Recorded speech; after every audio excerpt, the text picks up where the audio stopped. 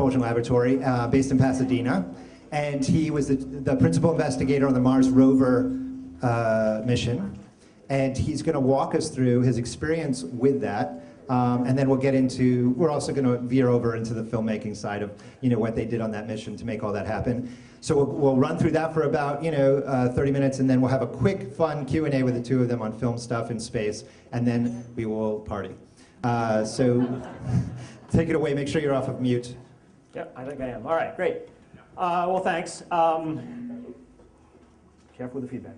Like Elon, I'm a space guy, not a movie guy, so bear with me here.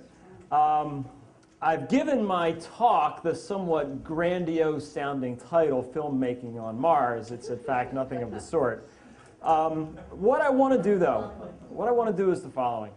I want to get across one really key point to you. This is the takeaway.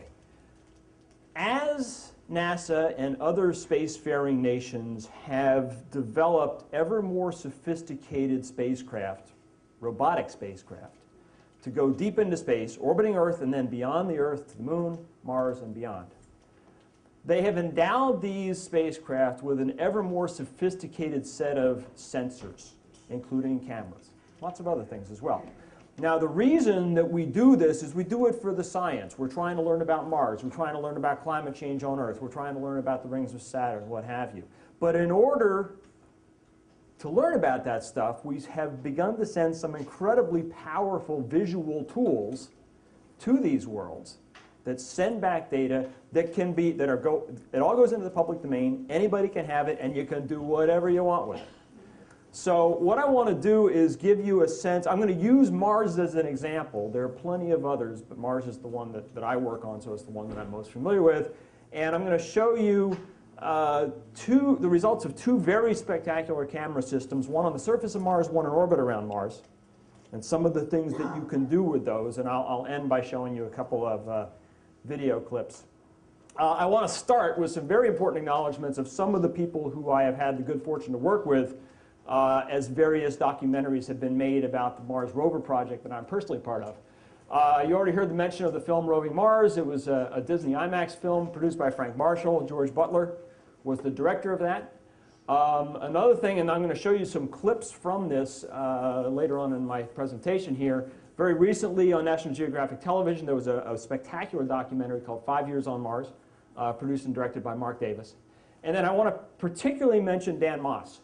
Dan Moss, I discovered he was a 17-year-old freshman or sophomore at Cornell. And he's brilliant. He's a digital animator. He's the guy who produced the digital animations that I will show you. Moss Digital, his company, was responsible for all of the digital animations in the IMAX film and this National Geographic film as well. Okay, so this is our baby right here, one of them. That's the Rover Spirit. This picture was taken at Cape Canaveral about 6 years ago before we launched them. So this is Spirit all tricked out and ready to go to Mars. You can see the rover Opportunity in the background there. I'm the handsome dude in the white suit.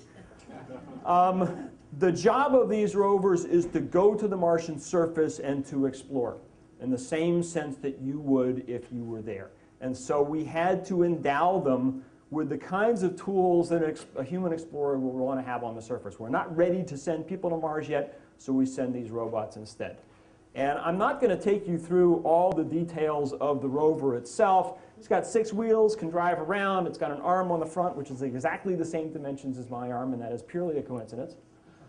And then at the top of the mast is the important thing, and that's the cameras. Now, when we designed the cameras for this rover, the rover is basically a geologist. It's there to look at the rocks. That's what there is on Mars. There's rocks, okay?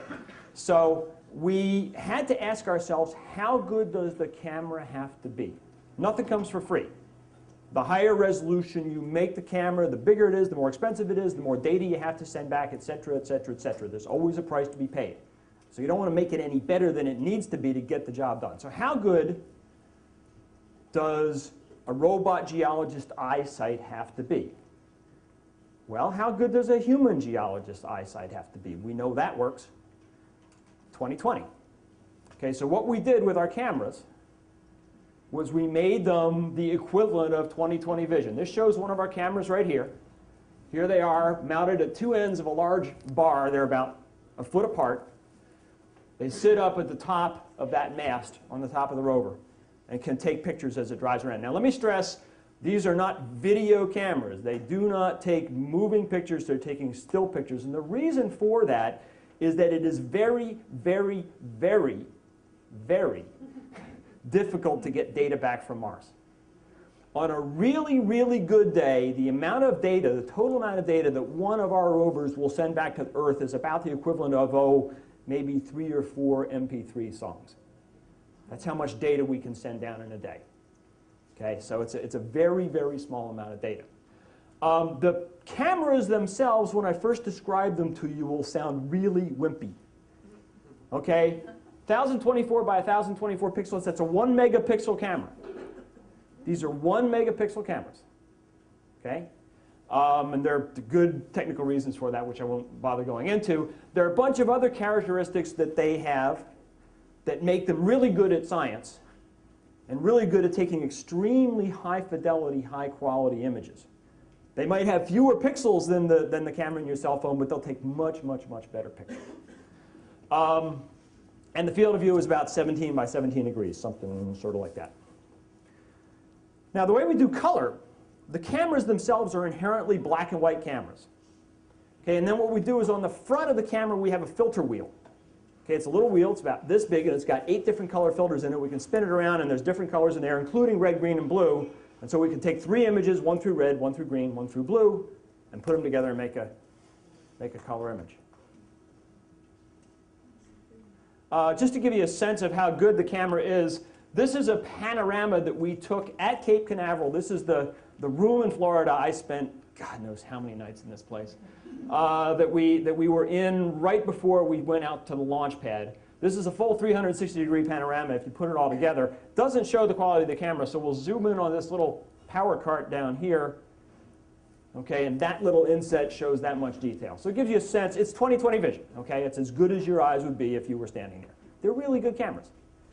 You know, it's funny when people see the IMAX film, they look at those pictures on the screen and they say, "Wow, it's just like being there." Well, duh. You know, we made them 20/20 vision, so it's not rocket science. Okay, it isn't. So what we got to do though is we got to stitch these pictures together. We're taking these individual little postage stamp images in black and white, and then putting these crazy color filters in front of them. So how do we make these big, beautiful color panoramas that you see? Here's a very simple description of it. Let's say that you want to take a picture that's 45 by 45 degrees, something like that big. Okay? 1, 2, 3, 4, 5, 6, 7, 8, 9 frames. Then you stitch them together, and each one of those frames is a red and a green and a blue. So we have to take 27 pictures to get that one nice color image. And each one takes about 45 seconds on the surface of Mars. So it doesn't happen real fast. This is why we're not doing video. Let's see, we launched on 2 Delta II launch vehicles from Cape Canaveral down in Florida in the summer of 2003. It took us 7 months to get to Mars.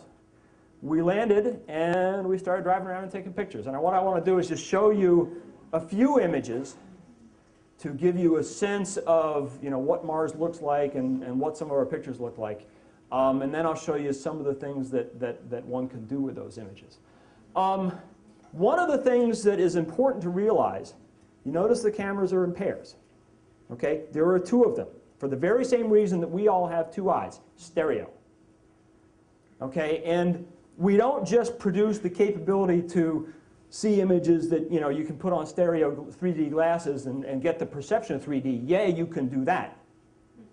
But because we very precisely measured the distance between the cameras and the exact geometry of the whole thing, and we got a bunch of guys who are really, really good at math, we are able to take those pictures and convert them into 3-dimensional maps, highly precise 3-dimensional renderings of everything around the vehicle. When we use those daily for driving, because we have to drive through this mountain. I mean, we drove to the top of that mountain. We climbed to the summit of that mountain, all right? So let's see. We landed with the Rover Spirit at a place called Gusev Crater. We landed on a flat lava plain that was boring as hell, so we drove across the plains, and we got to the spectacular range of hills called the Columbia Hills. We named them after the Columbia Space Shuttle. This is Husband Hill. It's named after Rick Husband, who was the commander of the Columbia when it went down. And over a period of 450 Martian days, we climbed all the way to the summit of that mountain. And here's a picture from the top. So like, and this is just a little tiny piece of a full 360-degree panorama, which I've got on my wall, like 20 feet wide. It's glorious. But this is the picture from the summit, looking to the south. And as we speak right now, the Spirit rover is located right there on day 1,752 of its 90-day mission to Mars. We're still going. Yeah, we're still doing flight operations. Both rovers are doing well. What's a Martian day versus an Earth? A Martian day is 24 hours, 39 minutes, and 35 seconds long. And let me tell you, that 39 minutes and 35 seconds plays hell with your life.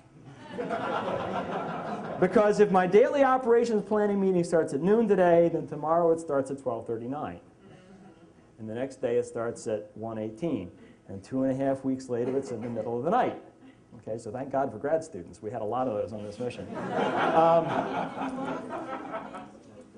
Excuse me? It took us 450 days to get to the top of that mountain. The rover moves really, really slowly. Okay, to give you a sense of how this works. These rovers, let me go back. All right, what you're seeing there is the tip of the rover's solar panel. They are solar powered. Now Mars is a dusty place. There's dust in the atmosphere. It's further from the sun than the Earth is. When these vehicles were brand new, straight off the showroom floor, clean as can be, those solar arrays put out 900 watt-hours of power per day. That's enough energy to run a 100-watt light bulb, 100-watt light bulb for 9 hours. Okay, by the time we were doing this climb, we were surviving on about 400 watt-hours a day. So driving up the mountain with enough extra energy to run a 100-watt light bulb for 4 hours a day. And by the way, that not only powers the wheels, it also powers the computers, the telecommunications system, the heaters that keep it from freezing at night. So it doesn't exactly throw up a rooster tail of dust behind it. Let's just put it that way. Okay. I'll go to the Opportunity rover. This is the landing site for Opportunity. We rolled fortuitously into a little crater. Eagle crater is about the size of this room. You can see the lander that delivered the rover to the surface in the picture there. You can see all the wheel tracks that we made as we were exploring this crater. We left the Eagle crater and we went to a much, much larger crater. This one's about 500-600 feet in diameter, about 70 or 80 feet deep. We actually drove down into this crater, and we actually drove it looks unbelievably steep, but we actually drove the rover to this spot right here. We drove the rover down into the crater, almost got trapped against this boulder here, which was horrible, and then up to here. And how did you get out of the crater? How did we get out? Exact same way we went in. We knew it was the one safe route, and so we went out the same. It's not actually shown in this picture. Just to give you a sense of how good the pictures are, I'm going to show you the picture of this cliff that we took from that location. Yeah, they're not there, believe me. Okay, now I wish I could show you this picture in all of its high-resolution glory. There's about 4 IMAX screens worth of data in this image. You can see the individual frames, right? There's this 1 megapixel camera, takes these little postage stamp images, and then we take, each one of these is 3 filters, so you could count the number of pictures on here. This is a lot of data. It took us a long time to do this. What I'm going to do, I can't show you this, all of it, but I'm going to just zoom in on one small area up there, and that's what it looks like. And the whole picture is that big. Okay, the whole picture is that good. So it's a visually stunning data set, and it's all stereo. It's all 3D. Yeah. Do you know that the colors are accurate? The colors are. Let's see. Is this one? Yeah, the colors in this one are actually very accurate. Sometimes we do false color depictions. We always try to make sure that we put that in the caption when we do so. The reason we do a fair amount of false color. The colors of Mars are painted from a very narrow palette. You can see that there's not a lot of range in color. It's just the way Mars is. And so sometimes for our own benefit, sometimes to make things a little more visually arresting, we will use false color that will enhance the color differences and make it easier to see some of the subtle color variations on the planet. But that color is actually very, very much like what you would see with your eyes if you were there. So it's not that red? Excuse me? It's not that red? Mars is kind of a brown, reddish brown, rust colored, like that. Okay? What kind of stone is it? Oh, it's very different rock in different places. At this landing site, it's mostly different kinds of lava, okay? At this landing site, it's sedimentary rocks that are made largely of salt, sulfate salts. That was a big surprise. It said there was water there and evaporated away. There's the whole science story I can tell you about, but I won't. Anyway. So they're not necessarily as heavy as they look? These rocks are going to be less dense than a typical rock would be, and of course everything is less heavy because the gravity is lower. The gravity on Mars is 1/3 of the gravity on Earth. And is that dirt or sand? It's sand. It's very fine grained sand in the cracks. No footprints, I'm afraid. Okay. A lot of wheel tracks, though. We're proud of those.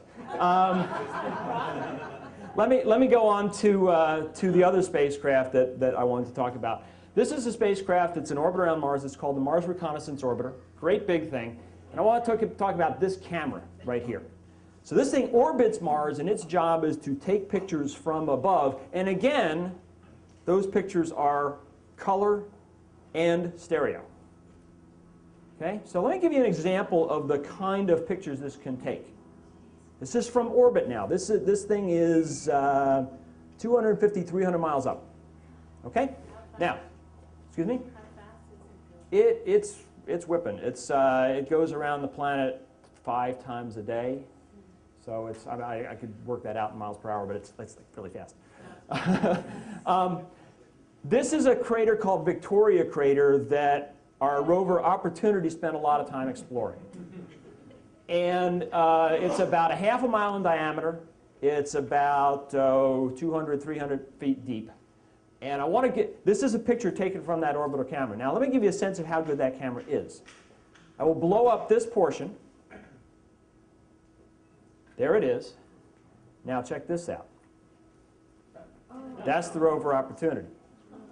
In fact, if you blow it up, you can even see the shadow of the camera mast being cast onto the Martian surface. It was really good to see our rover again. That was kind of nice. You know, it was somehow this image of this lonely, kind of valiant-looking little rover on the edge of this precipice on Mars. I mean, that's a vertical cliff right there. It's a very, very appealing image to me. Check this out. Wheel tracks. See that? Those are the wheel tracks that we made as we explored along the rim of the crater. We also went into this crater. We spent 2 years exploring Victoria Crater. The rover drivers told me when this was all done that was going to spell out high steep, but I'm not seeing it.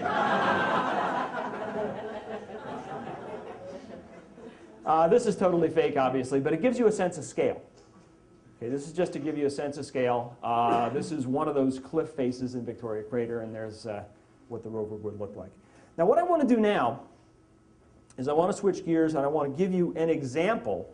And these are from 2 documentary films. You could do this in any kind of film you want. But these are examples from a single documentary film. This is going to be from that National Geographic television thing that aired just the other day. And again, this is animation by Dan Moss of Moss Digital.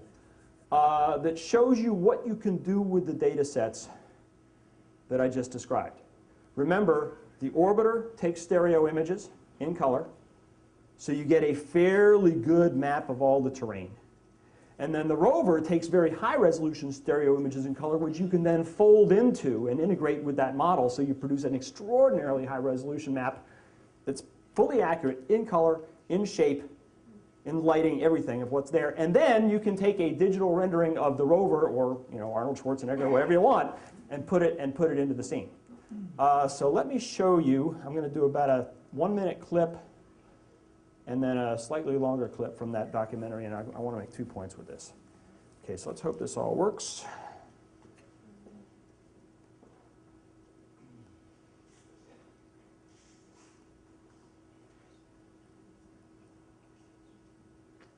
There we go.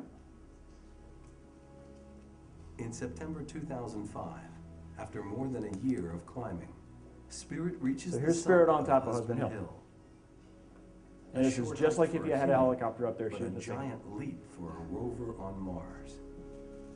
All the stuff that Spirit has done, all the places that it's been, all the things that it has seen, you or I could do in an afternoon.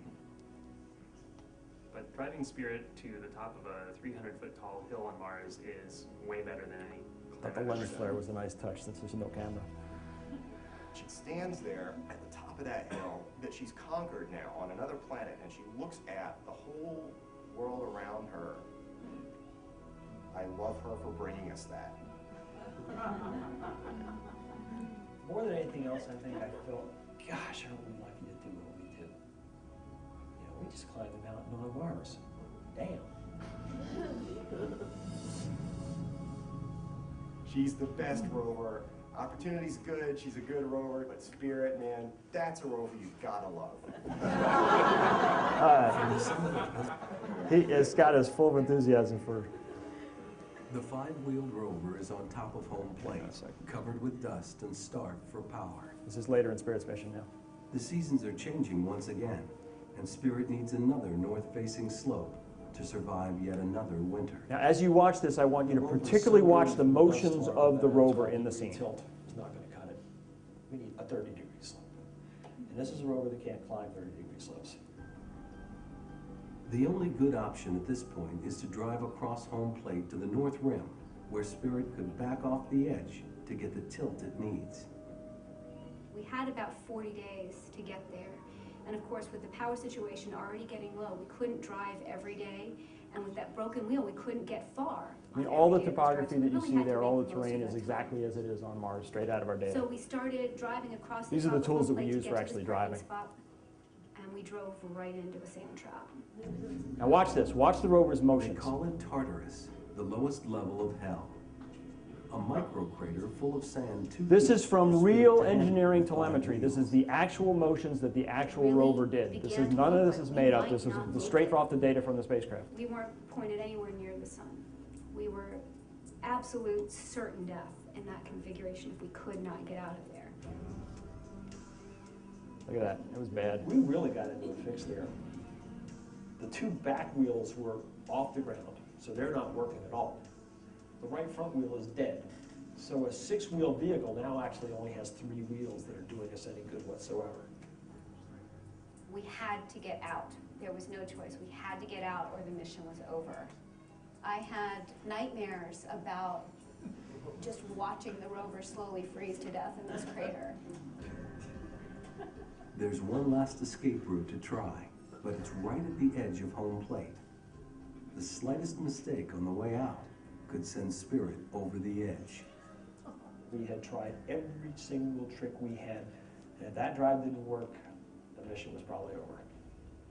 We sequenced it and we sent it up to the rover, and a lot of us got no sleep that night. Again, this is exactly what the vehicle did. With no margin for error, Spirit creeps out of the pit. Yeah, this was bad. But it worked. That was day 1,388 of the mission. I remember it vividly. Yeah.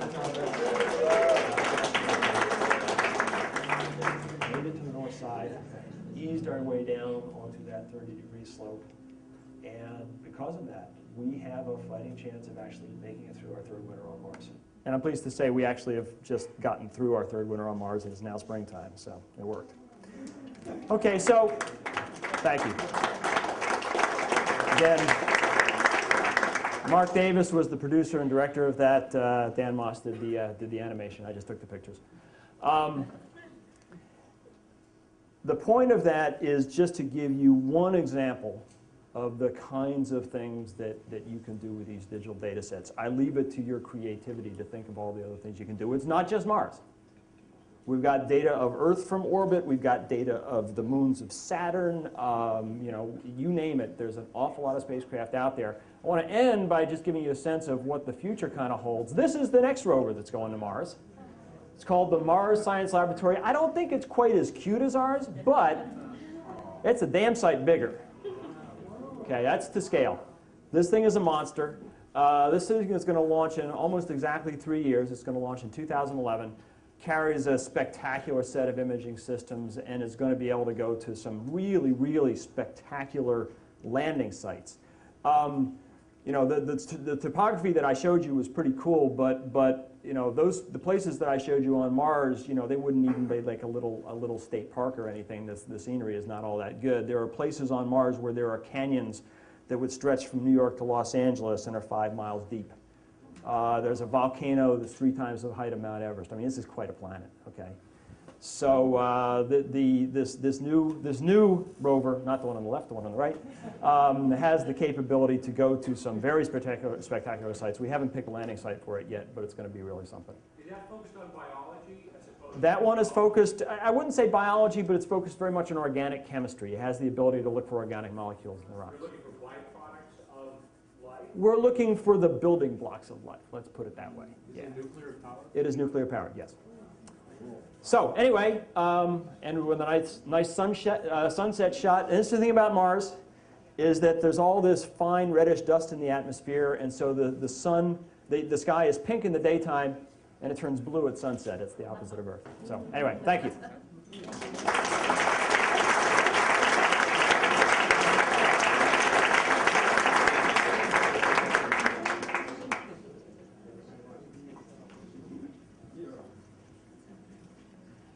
All right, we're gonna have a quick Q&A. Sure. Let's get, no, we're doing it here? Yeah. Okay, so you guys can share. How much do you want to stand? Do it. Yeah, would you want to stand? Sure. You want to stand, you've been sitting for hours, right? Yes. Okay. On airplanes all day. All right.